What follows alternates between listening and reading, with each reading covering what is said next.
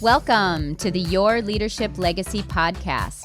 My name is Tina Paulus Kraus, and I'm so excited to bring you this next podcast dedicated to you high performers out there who want to reinvent yourself, reinvent your business, maybe your career, all of it.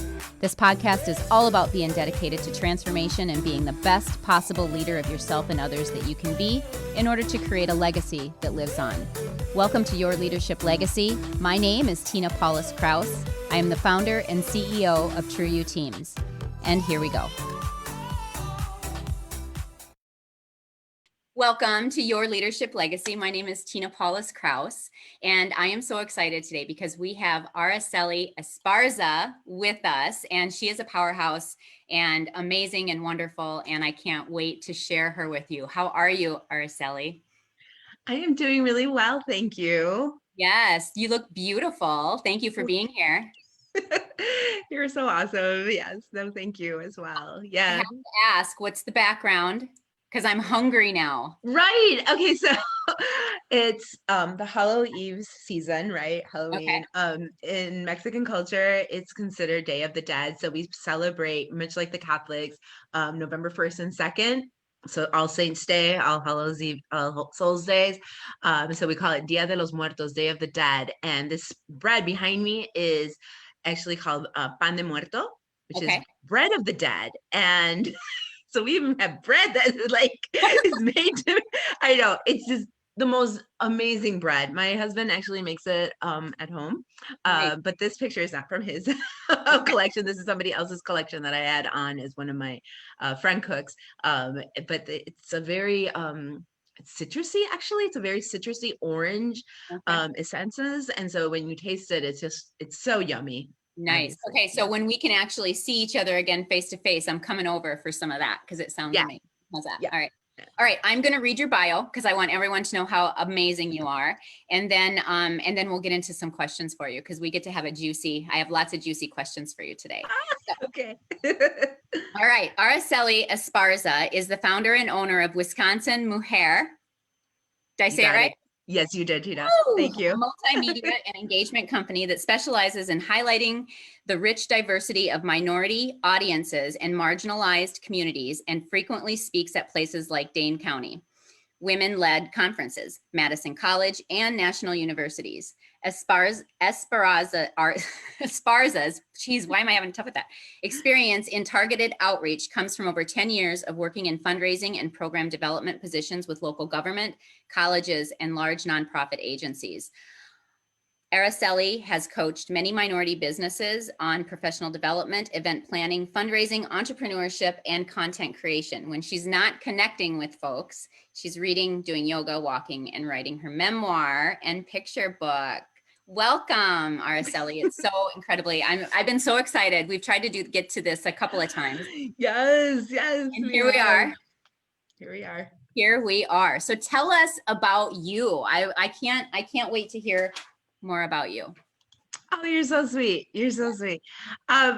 So what am I doing now? Resting. I'm in a situation of rest right now because we've been my business, Wisconsin One, has just been in this growth phase, right? We have just been growing. So, I mean, we've been in business.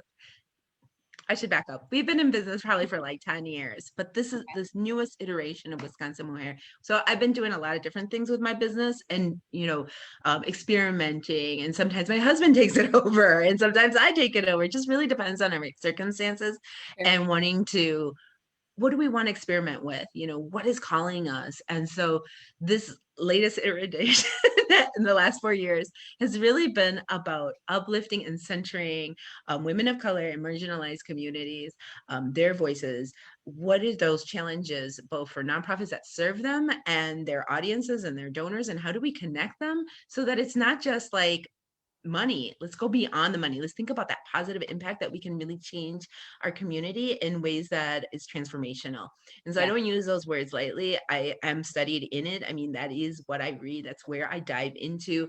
That's it's something that I don't consider myself an expert in. I will point you to many experts, but that's the great thing about working with Wisconsin Woodhead is that you will get a tons of experts. I have just collected so many people's names and information because I am one of those type of people that loves to ask, and I'm all about fandom. So I approach this much like most people approach like ComCon, like Comic-Con. Like Yeah. that's how I approach transformational community justice. I look up to these folks and I'm like, oh my gosh, you need to hear this thought leader. You need to hear, no, you don't need to talk to me. You need to talk to this person. And so that's what I'm all about. And I get excited and I'm engaging with them and wanting to bring them into this fold, because a lot of times we go from a very, when we talk about helping and uplifting marginalized voices and community justice and social justice and anti-racism work, it's depressing. Yeah. Yeah. It is It's heavy. very depressing. It is heavy. It is very heavy. And this is not to say that we should be in this, and positivity and all of this, and that might even also skew our view too. So I'm really conscious about that and being anchor about it. But at the same time, we need to be energetic, Yeah. cheerful, and positive.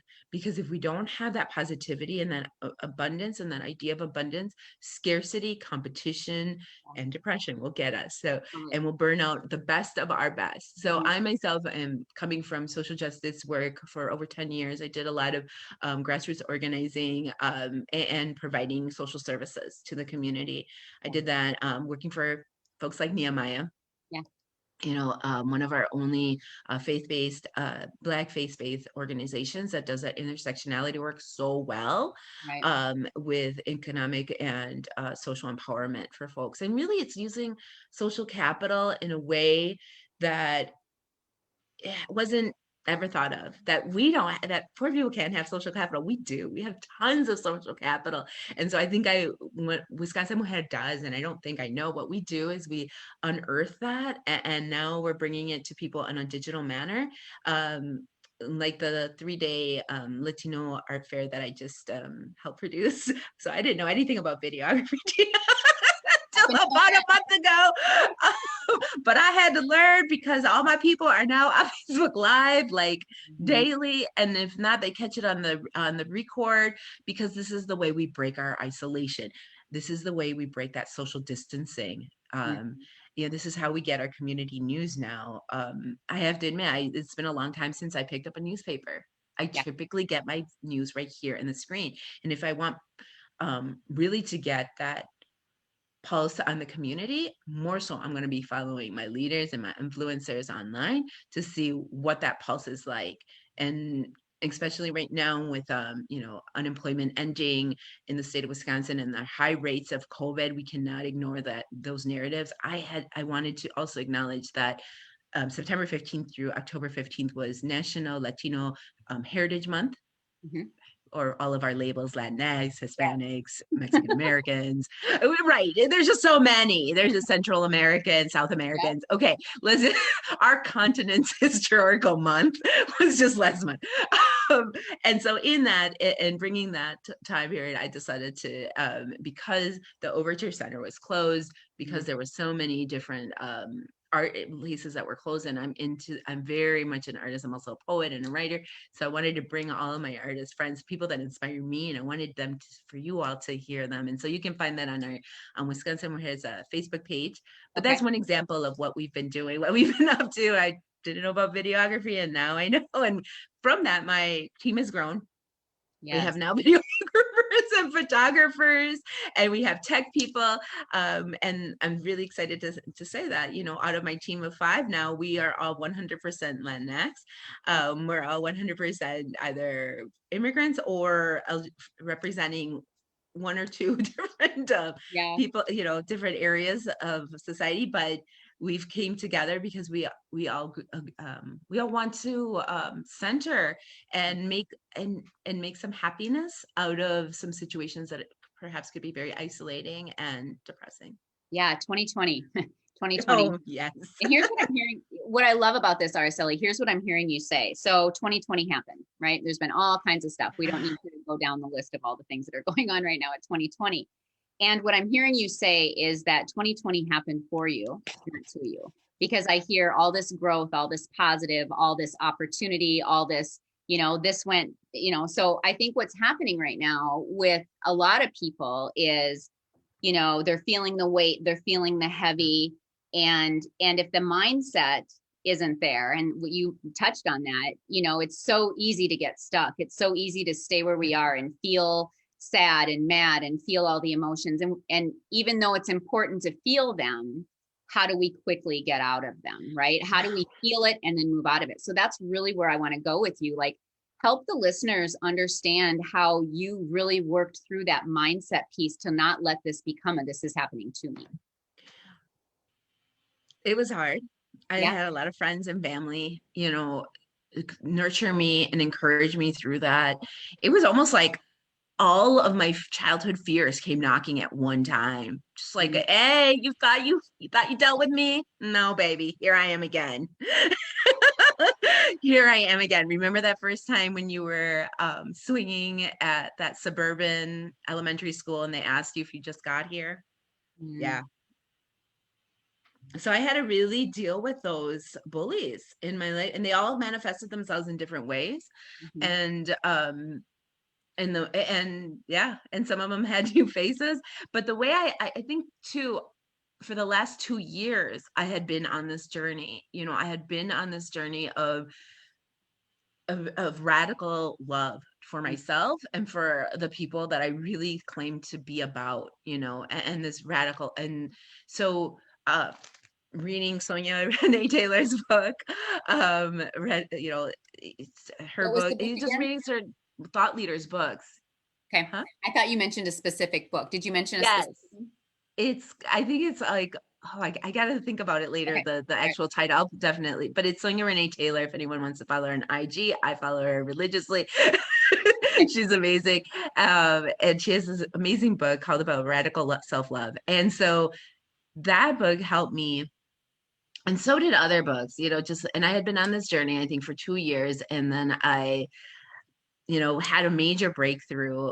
A lot of times it's through job loss, right? It's through Yeah. like your major career loss, that egg that you had been really like, oh, this is what it is, and this is it, this is it. But did you sell yourself out a little bit to that? Mm. And you kind of realize that once you lose that. And so that kind of happened to me last year. It was all right before the pandemic hit. And then also, I heard the speaker prior talking about this is her grandmother's anniversary passing. Yeah. That also happened to me. Mm. And so that really touched me. There was a Yeah. speaker prior. You guys didn't see her, but she spoke about that. And I was just telling Tina, I feel like I had such a welcoming hearing the last speaker right before us. And so if you guys listen to Tina's podcast, seriously, she has so much, you have great content and Thank some you. amazing speakers. I've been listening to it here and there. And I've been catching Renee Mose and some other guests that you've had on here, and just finally finding that camaraderie as women leaders Yeah. in the Midwest is so hard, right? It Because really is. especially in the Midwest, women are just we have a lot of coast women that are really amazing leaders too. But in the Midwest, like we get celebrated for other things, perhaps our cooking. But our leadership in corporate and business America we're still just not there yet. We're not Still being recognized evolving. as much. Mhm. We'll say that we're still evolving. We're still evolving. Thank you. Yes. And you know what? In 2020, it gives everybody, right? It gives everyone this opportunity to really just like shut everything down. Yes. Go, okay, what do I really want? Who do I really want to be? Which has been kind of the really amazing thing. So Yes. the next question I want to ask you, Araceli, is how has your work changed this year? Because everybody's reinventing. So how did you pivot? How did you reinvent?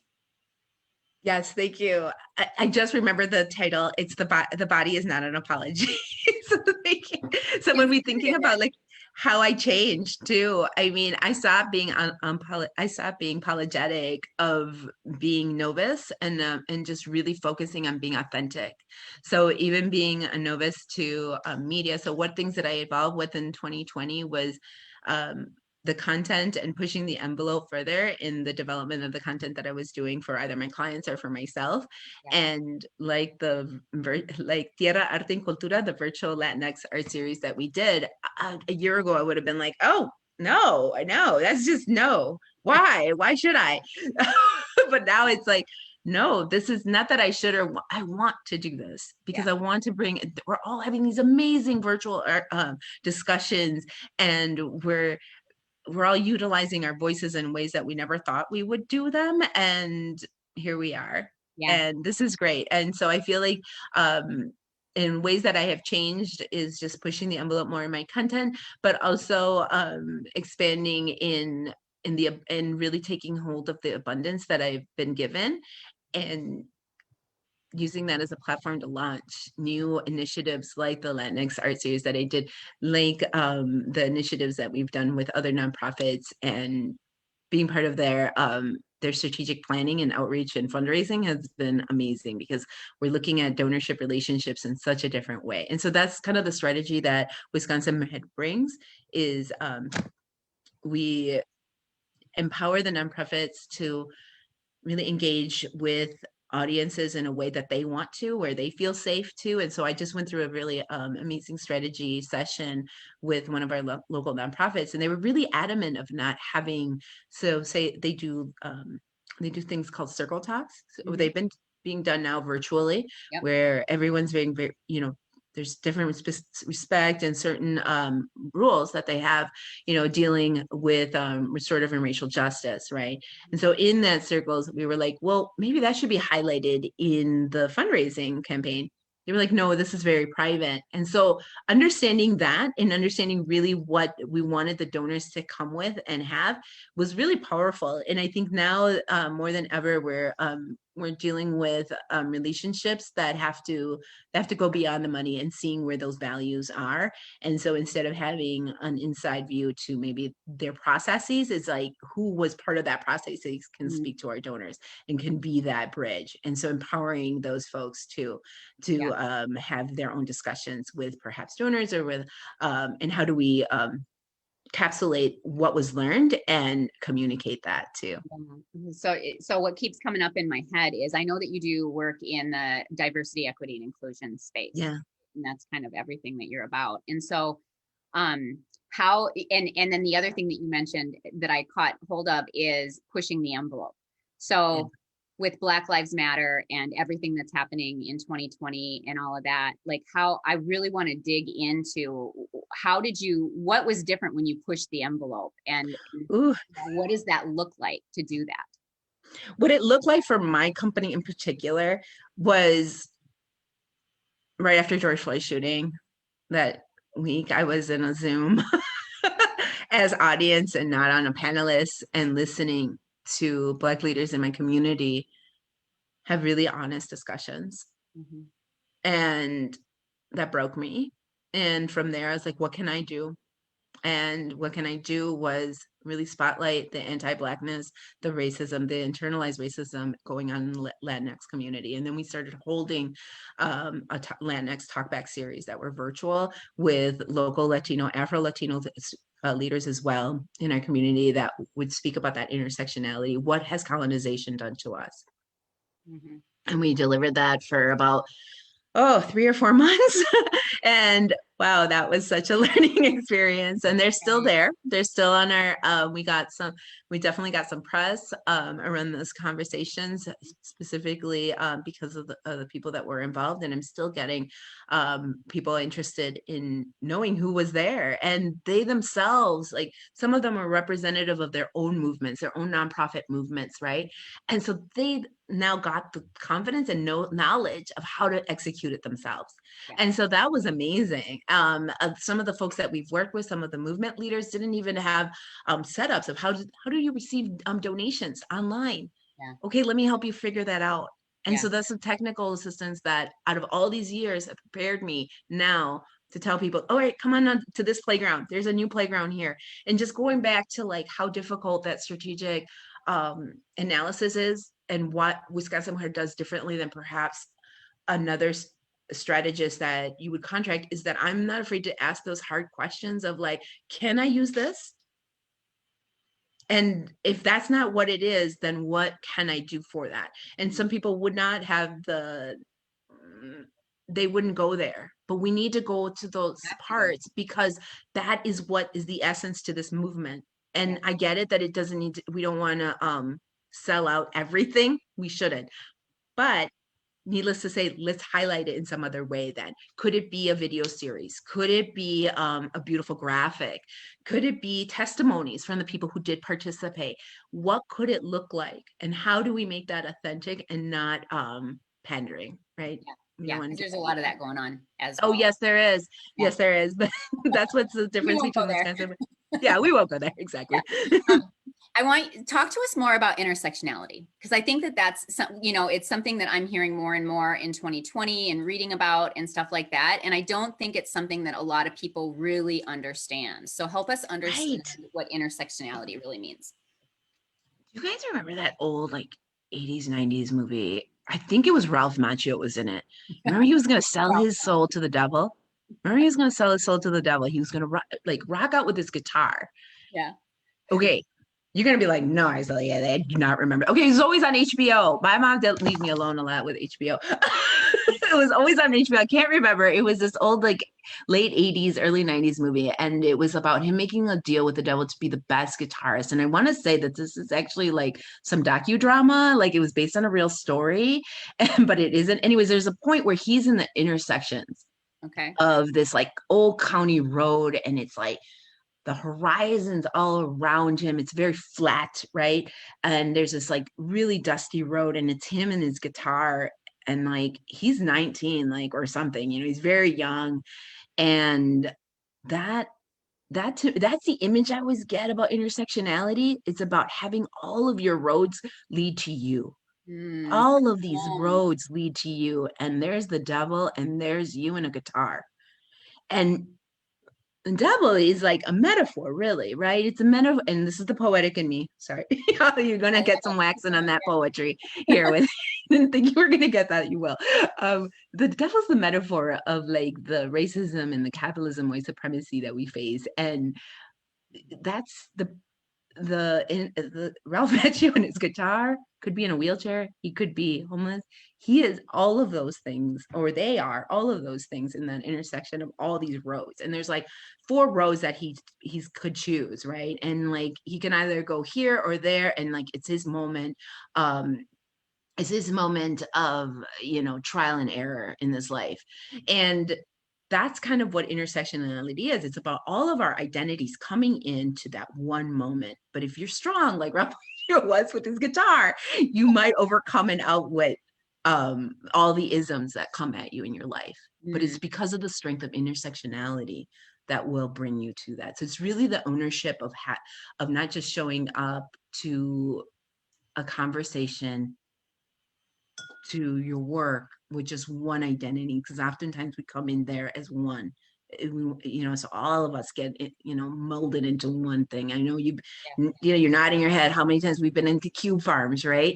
Yeah. Like, okay, I'm just here chopping in 9 to 5. Let me do my little and let me get out of here. But we have so many different identities that come into ourselves. So just owning all of those. Yeah. Yeah, and what comes to my mind when you're talking through that, like, because when I was working in corporate, like I felt like I was wearing all these masks, right? We put masks on. And it's kind of the same thing. I put this mask on so I can, hide this thing that is happening in my life, or whatever those masks are, right? We wear all these masks, and coming home to yourself and really getting clear on what you want and who you are and what that looks like is a journey home.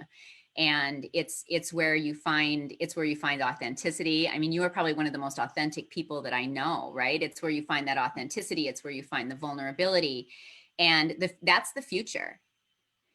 Authenticity, vulnerability, that's what customers want. That's what people are seeking. It's absolutely the future. And we have a history, no matter what race, no matter what gender, no matter what anything, we have a history of exactly what you said, that like we're programmed to believe that this is what you should do. And so I love where you're going with this, because if nothing else, if anybody that's listening has been on that trajectory their whole life, 2020 is happening for you, so that you can stop the craziness and just come home, right?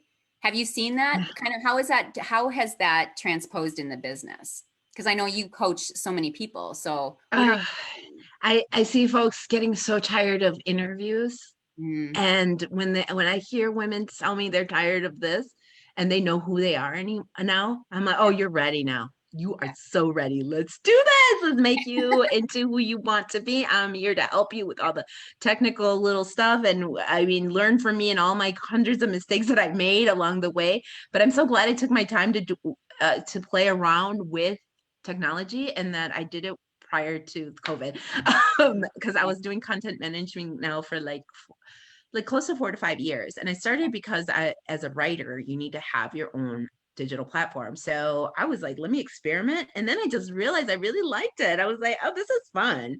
This is totally fun. I just, yeah. And so I had a lot of fun editing and like, managing folks' accounts and just like, teaching them along the way. And so now I really want to, and that's where my company is headed to, is like helping other influencers, other women thought leaders to take the reins, in particular Latina women thought leaders. We have been taught so many times to be calladita and wait for your turn. And no, we're not. Calladita means to be quiet. Don't be so loud. Because, that's what my family always tells me. There's even a special name. Yeah. There's a special word even for being a loudmouth. It's called loudmouth, but in Spanish, it's guacalera. Like waka waka wakalera. Like, yeah, I know, right? It's like hilarious, right? It's like the play on words, the ultimate play on words. And so I don't mind being loud. I have a very loud voice, so I don't mind being loud when I need to be loud, but also like that authenticity. Like, I'm not going to pretend I'm an an academic or something I'm not. Let me point you to the people who can do that. But certainly there's so many women who have those rich, deep skills and understanding in a subject, and they just are so timid to own it all, to own what they know. Yeah. And that's the freeing part of it, right? That's the journey. It's what creates the freedom and all that kind of stuff. So, that 30 minutes, like boom, done. I know. So, craziness. So tell us what leadership legacy that you are creating and that you aspire to leave. It's a hard one without wanting to cry, because I think about my daughter. Crying. I know, we kind of celebrate crying too, because it's for the girls. It's for those girls. I think about my daughter. I think about the men that she'll have to like face, and that's the legacy I want her to have, just to be able to be strong enough to say, what we gotta say. I won't say it here because I want to be clean here, but and that's the legacy leadership that I aspire to, for her, just to have that loud mouth and to continue. And if I can, and I feel like I've done that a lot, because she's already questioning so many cultural norms, like, why does this man stare? Why does this man whistle? And these are things that I'm like, wait, you're right. That was wrong for us to ever think that was a compliment. Like, really, that's harassing and creepy. Totally true. So true. Very true. And so those are the legacy leaderships that I bring. But also, people are, other Latinas have told me many times that they feel comfortable with me and so forth. So I want to make sure that leadership is accessible. And that's the leadership legacy that I bring, is that leadership should be accessible. It should never be felt like it's an ivory tower. There's so many metaphors that go around, right? But that should be like pristine, or that we have to have like some sort of permission in order to access leadership. Leadership should be accessible, and the moment that it's accessible, that's when you're headed still in the right way, and that you feel empowered that you can be a leader as well. Right. Yeah, it's why I do these free summits, right? To give that free content out there so that it is accessible, because it's all about all of us helping each other rise. That's what it's all about. So where can people find you? Oh, you can find me on Facebook and YouTube, Wisconsin Mujer, and that's spelled Mujer. And you can also visit our website, wisconsinmujer.com. And yes, I hope to meet you soon. And if you're a nonprofit leader, if you're a Latina leader that's wanting to scale up a little bit, let's do this together. Little poco by poco. We'll make it. And you have a free gift, don't you? I do. Yes. Tell us about your free resource and gift. I can remember what it was. We canceled like a couple times. And so, okay. Let me see what I don't know. I think it was like how to write your I statements. Mm-hmm. Yeah. Your mission. And yes, there were goals on. Also, mission statement writing. Oh my gosh, it is hard, right? To write your own mission or vision statement Yeah. for yourself. A lot of times we think, again, ivory tower, or like, this is only if I am in an organization, but what about if you want one for yourself too? Mhm. I think mine is breaking the isolation of Latinas living in the Midwest. That is, that is something that I say it, it comes off, and sometimes you hear it from other people, right? You hear your own mission statement. So I think the speaker before us also spoke about how she had people interview her about what was the best ways to what were her best strengths. And I think that's so important when you're writing your mission and vision statement. But yes, my freebie is actually 3 IG tips. And so I really hope people take advantage of that, but also like contact me for a session on how to write your own mission statement too. That's amazing. Amazing. So I want to thank you, Araceli, for being a part of this series. I want to acknowledge you, like your energy and your authenticity, and just your, like, you are on a mission to change the world. And I want to thank you for that. We need way more people in this world like you. So thank you so much for being on, and we'll see you next time. All right. Bye-bye. All right, you guys, that ends this episode of Your Leadership Legacy. Check us out next time. Thanks, everyone. Bye. Thanks. Bye. My name is Tina Paulus Kraus, and I thank you so much for tuning in. I hope you enjoyed the show. Check out our programs and events at trueyouteams.com. And until next time, make it an amazing day.